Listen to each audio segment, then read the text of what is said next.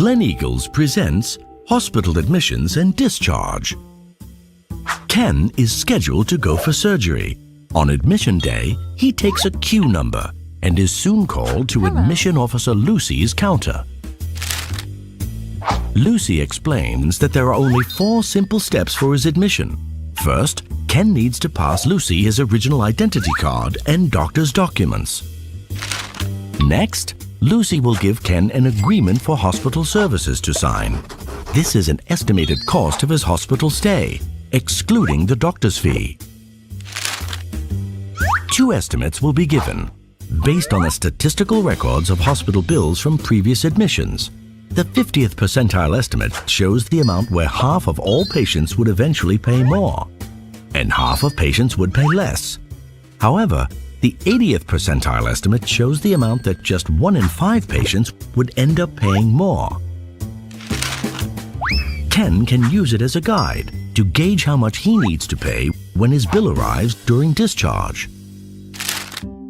Ken isn't too sure about that. He has insurance, so surely he doesn't have to worry about paying these bills. Lucy tells him that's not true. While his insurance might cover all his costs, Ken still has to pay all his bills during discharge.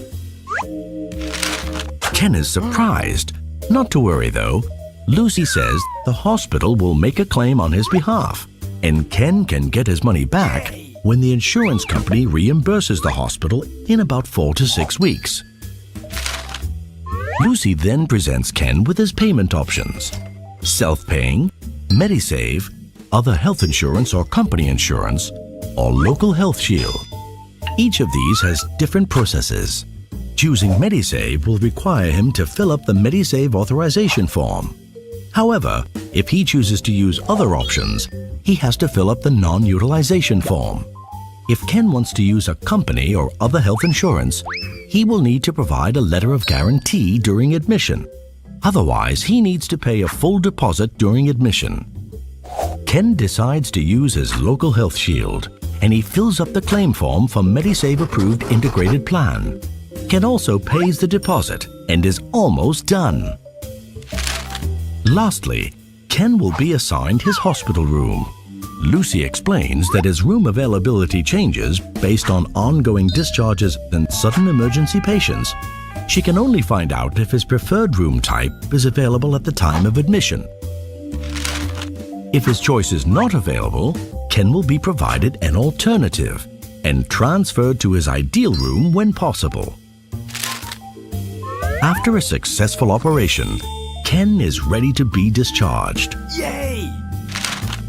As Lucy has told him that the waiting time for his doctor's approval to discharge is about 2 hours, Ken kept a book handy, while the staff does all the work to prepare the bill, medication, and documentation. After making his payment during discharge, Ken goes home and looks forward to a full recovery.